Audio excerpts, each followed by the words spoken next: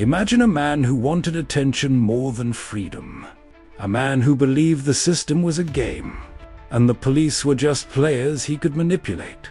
In the early 1990s, Canada was still dealing with the shadow of one of its darkest criminals, Clifford Robert Olson. Not because of what he did alone, but because of how the investigation unfolded, how the trial shook public trust, and how one decision by police would haunt Canada for decades. This isn't just a serial killer story. This is a story about control, manipulation, and a justice system pushed to its limits. Clifford Olson wasn't mysterious. That's what made him terrifying. He was known to police long before his worst crimes. Fraud, theft, manipulation, constant run-ins with the law. He craved dominance, not just over victims, but over authorities. Olson believed he was smarter than everyone in the room, and for a while, he proved it. By the early 1980s, children were going missing in British Columbia. The disappearances were scattered, no obvious pattern, no clear suspect. Then Olson was arrested, not for murder, but for fraud. And suddenly, he started talking, not confessing, negotiating. Olson told investigators he had information only the killer would know. But he wanted something in return. What happened next would change Canada forever. Police agreed to pay Olson $10,000 per victim for information leading to the recovery of remains. The goal was closure for families.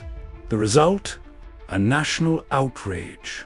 Canadians watched in disbelief as Olson was seen mocking the process, demanding money, correcting police, and enjoying the spotlight.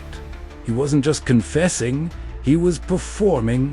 When Olson finally went to trial, it wasn't about guilt. He confessed that the trial became about control.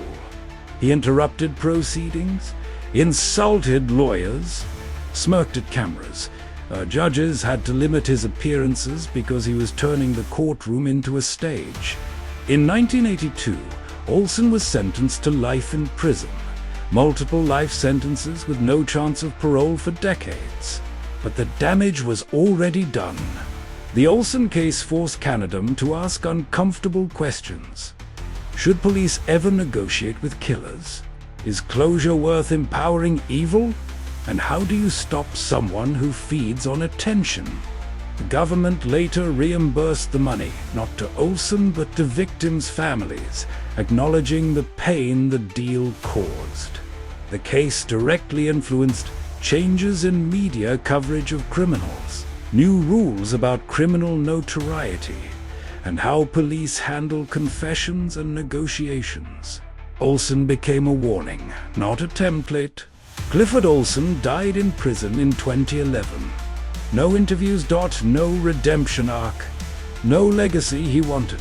But his case remains one of the most studied in Canadian criminal history.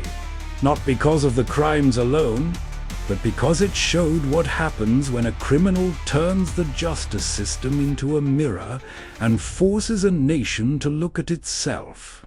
Some criminals seek escape, others seek power. Clifford Olson sought attention, and Canada learned, painfully, that attention can be just as dangerous as violence.